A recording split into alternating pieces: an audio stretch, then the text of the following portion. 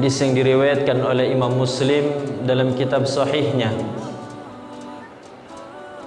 dari seorang sahabat yang dikenal dengan sahabat ini sahibus sirri Rasulullah sallallahu alaihi wasallam, sahabat yang punya keistimewaan banyak tahu tentang rahasia dari Rasulullah sallallahu alaihi wasallam. Sahabat ini bernama sahabat Hudzaifah bin Al-Yaman radhiyallahu anhu. Sahabat Hudzaifah bin Al-Yaman mengisahkan, kata beliau, satu ketika kami dengan beberapa orang sahabat berkumpul duduk bersama sahabat Umar bin Khattab radhiyallahu anhu. Kemudian ketika itu Umar bin Khattab radhiyallahu anhu bertanya, "Wahai para sahabat, siapakah di antara kalian yang pernah mendengar Rasulullah sallallahu alaihi wasallam menyebut tentang fitnah?"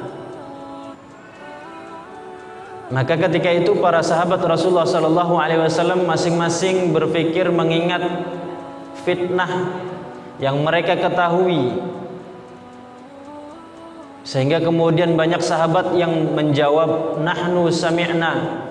Banyak sahabat yang kemudian menjawab kami pernah mendengar Rasulullah SAW menyebut kata fitnah. Tetapi sebelum mereka menjawab, oleh sahabat Umar bin Khattab radhiyallahu anhu dipastikan kepada mereka, kata sahabat Umar, jangan-jangan fitnah yang kalian maksud, jangan-jangan fitnah yang kalian fahami adalah fitnah berkaitan dengan fitnah tentang keluarga, fitnah tentang harta, fitnah tentang harta, fitnah tentang tetangga. Lalu para sahabat menjawab, iya wahai Umar, itu yang kami fahami, yang kami tahu tentang fitnah. Maka kata sahabat Umar bin Khattab radhiyallahu anhu, bukan itu yang kami maksud, bukan itu yang kami inginkan. Yang kami maksud dan kami inginkan dengan fitnah adalah fitnah yang datangnya itu sebagaimana gelombang, sebagaimana ombak di lautan, yang begitu dahsyat, begitu kuat menerjang. Maka ketika yang dimaksud oleh sahabat Umar bin Khattab adalah fitnah itu, sahabat-sahabat tadi yang di awal tadi mengatakan kami mendengarnya wahai Umar bin Khattab, seluruhnya terdiam. Ketika sahabat-sahabat terdiam itulah sahabat Hudzaifah bin Al-Yaman mengatakan, wahai Umar bin Khattab, saya pernah mendengarnya. Karena yang menjawab, yang mengatakan saya pernah mendengarnya itu adalah sahabat Hudzaifah, yang tadi di awal kita sampaikan, sahabat yang dikenal dengan sahibus sirri Rasulillah, sahabat yang banyak tahu tentang rahasia dari Rasulullah.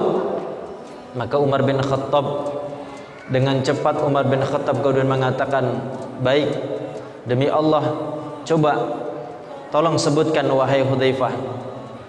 Maka ketika itu sahabat Hudzaifah bin Al-Yaman menyampaikan hadis Rasulullah sallallahu alaihi wasallam, kata beliau, sami'tu Rasulullah sallallahu alaihi wasallam yaqul tu'radul fitanu 'alal qulubi kal hasiri 'udan 'uda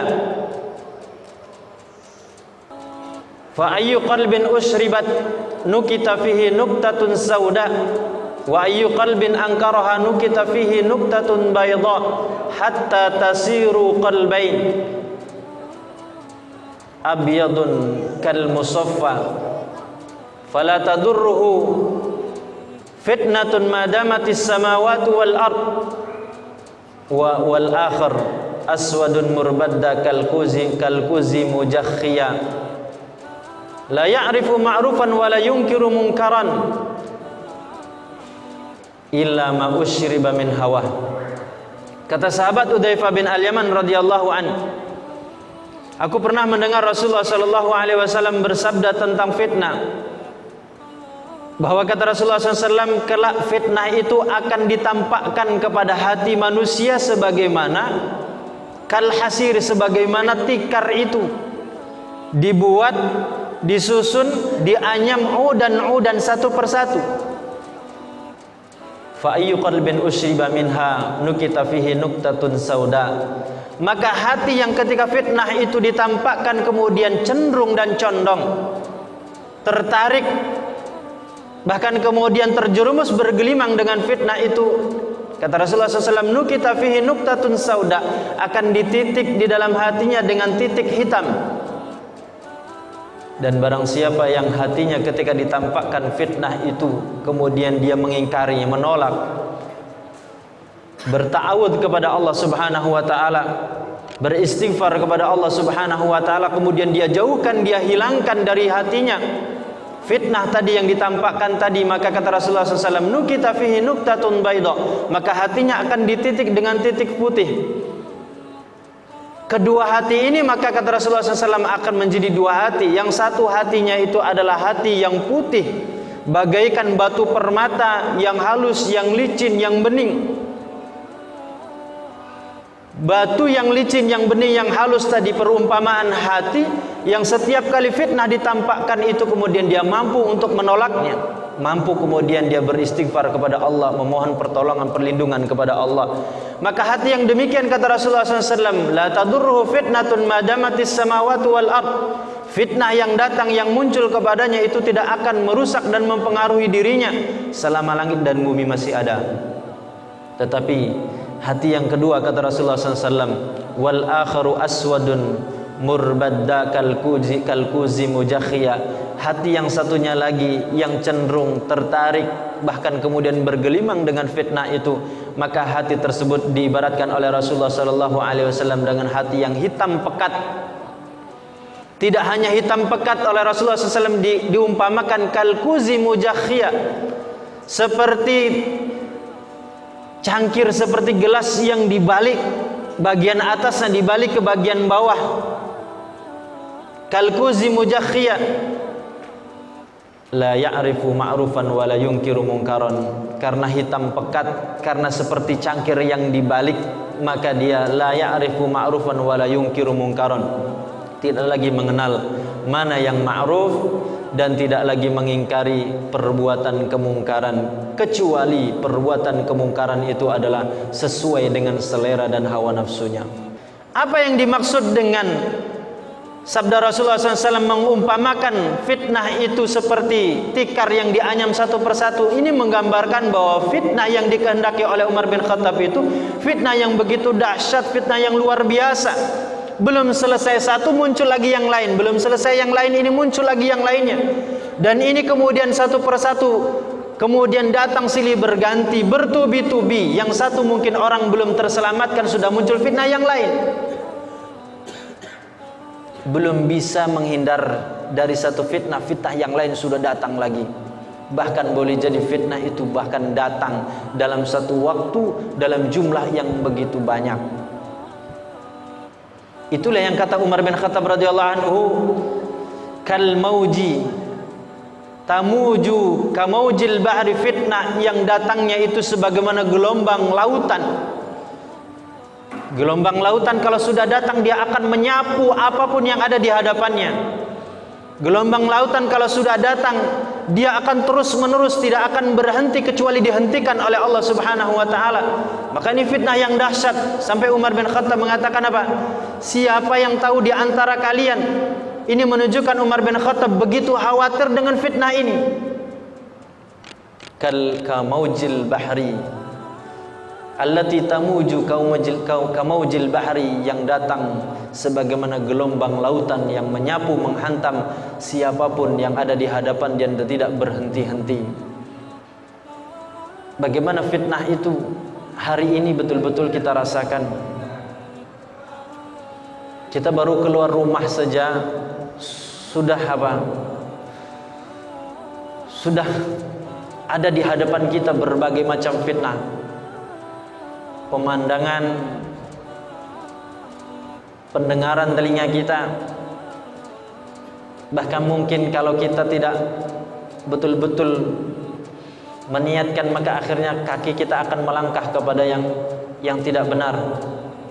Tangan juga demikian. Mungkin kita dari rumah, tangan kita sudah kita jaga, kaki kita sudah tidak kita jaga, tetapi ternyata lingkungan tempat kita berada ternyata akhirnya memfitnah kita, menyebabkan tangan kita berbuat dosa.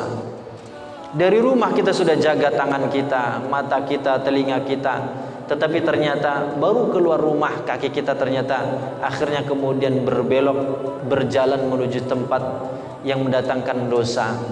Juga kalau kita tarik kepada berbagai macam lini kehidupan kita hari ini, banyak orang atau bahkan kita pun akan mengatakan betapa sulitnya hari ini kita menghindarkan diri kita dari yang namanya fitnah.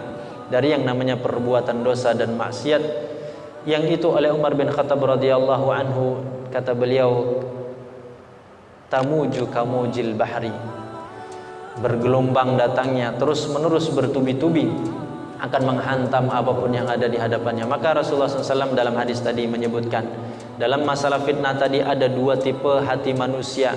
Ada hati manusia yang kemudian begitu mudah tertarik, begitu mudah kemudian membuka diri, begitu mudah kemudian dia menerima melakukan fitnah tadi, maka akhirnya oleh Allah Subhanahu wa taala dijadikan hati orang itu hitam pekat seperti apa? Seperti botol ataupun gelas yang terbalik, tidak lagi mengenal yang ma'ruf, yang baik, tidak lagi mampu mengingkari yang mungkar.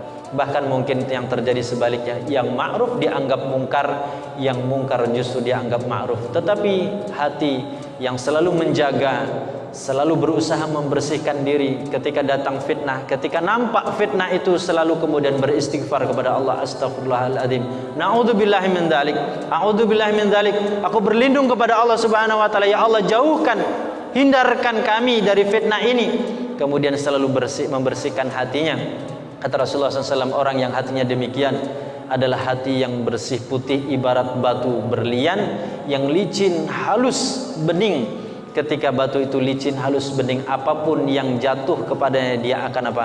Akan terlewatkan, akan tersisihkan dengan sendirinya, tidak melekat dan tidak menempel, sehingga hati orang tersebut menjadi putih, bersih, halus, ibarat batu tadi licin. Maka kata Rasulullah SAW, hati yang demikian, fala tadurruhu fitnatun madamatis samawati wal ard, maka fitnah-fitnah yang muncul itu tidak akan merusak atau mempengaruhi dirinya selama langit dan bumi ini masih ada. Maka ketika fitnah itu digambarkan seperti ombak, seperti apa, gelombang lautan tadi, begitu dahsyat, maka solusi yang diberikan, disampaikan di dalam hadis tadi adalah bagaimana kita selalu untuk menjaga, membersihkan hati kita, pupuk hati kita, bersihkan hati kita, sucikan hati kita. Sebagaimana kita sangat peduli dengan fisik kita, sebagaimana kita sangat peduli dengan hal-hal yang bersifat zahir dalam diri kita atau di lingkungan sekitar kita, maka jangan lupa kita pun juga harus peduli, perhatian tentang sesuatu yang ada di dalam diri kita, yaitu berkaitan dengan hati. Sesungguhnya hati ini menjadi penentu, sesungguhnya hati ini menjadi apa? Menjadi barometer kebaikan kita. Maka kata Rasulullah SAW, ala inna fil jasadi mudghah, idza saluhat saluhal jasadu kullu, wa idza fasadat fasadal jasadu kullu, ala wahyal qalbu. Jangan lupa hati. Hati ini walaupun segumpal daging, tetapi ini menentukan baik dan buruknya. Kalau yang ini rusak, maka anggota badan kita akan menjadi rusak. Tetapi kalau yang segumpal ini baik, sehat, bersih, suci, maka yang lain dari anggota badan ini juga akan mengikut kepadanya.